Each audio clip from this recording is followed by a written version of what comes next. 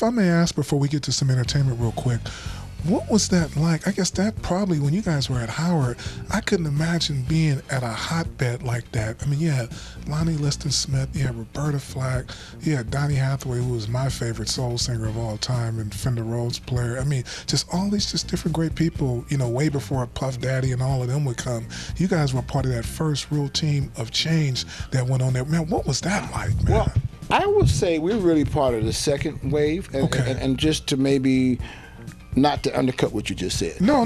See, Roberta and Donnie and Lonnie, they were there in the early '60s to the mid '60s. Okay. In fact, there's another person who I have to admit put in here. His name was Andrew White. He played jazz. Andrew White was a renowned jazz saxophonist who I did a lot of work in the D.C. area. But anyway, it's them. We come in the early '70s. No, was Larry and Fonz Mizell there also when you guys were there? They were in the first wave. They came prior to us coming there. So really, they had already kind of set the bar, really Donnie high. and Roberta.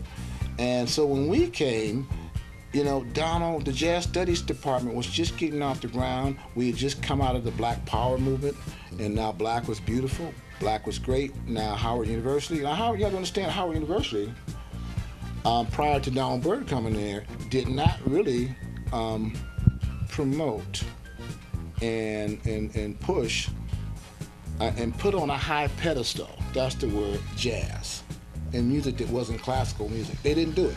So until Donald came there, that changed everything, and that's one of the reasons why I came there to study and everyone else. So it was a great area to be in. It was a great time to be there because, again, we were on this academic pursuit. And by the way, we have to say this, that what's part of the Blackbyrds legacy and what makes us unique and sets us apart from other groups is that we were full-time students at school studying with a professor who was a jazz legend, and we out in the real world making records. And so that's really, it's historic. I think if you go back, I don't know where you'll see that. You know, I think the Commodores may have been in school, but our success came at the time when we were full-time students. And on a given weekend, here's the dynamic. On a given weekend, first of all, when we first came back, let's back up. When we first came in, before we were the Blackbyrds, when it was just Barney Perry and myself gigging with Donald Byrd our first year, we'd be gigging with all the jazz heavyweights. We'd be playing with people like Joe Chambers on drums, Harold Vick on saxophone, Stanley Kyle on piano. We did all Donald's jazz stuff. Now, let's fast forward to 1972, my second year there, and then Blackbyrd comes out. Donald Byrd's crossover song with Flight Time. Oh, yeah. And all those things. Love So Far Away. Yes, all those tunes that happened. That, and of course, that record for Donald became one of the all-time best-selling jazz records, and that opened the door for us to begin this new exploration of playing music with, this crossed over and stuff.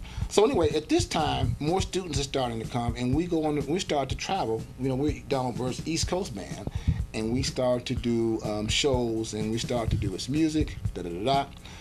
As time progresses on, now we are Donald wants to form a group, call us the Blackbyrds, and he said, well, look, we're going to do this, that, and the other. He said, not only are you guys going to play jazz, but we're going to play funk, or we're going to play R&B. Look, I want you to listen to this. I want you to listen to Billy Preston. I want you to listen to Stevie Wonder. Well, I had been listening to them, but now he said, no, I want you to really listen because we want to put these elements in our music.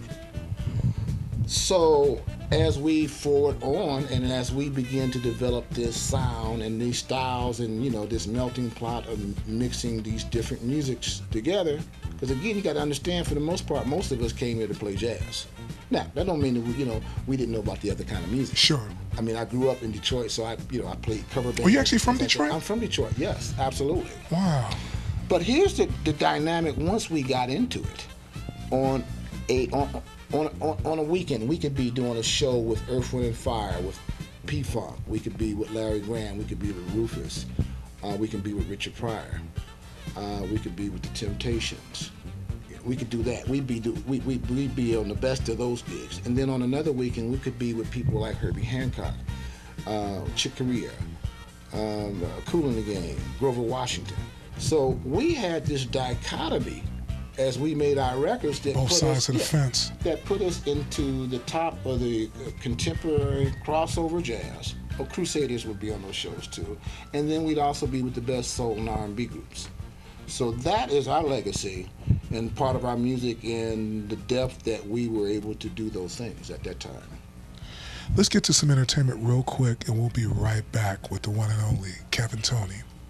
A few moments. Did you city live? Yeah, come on.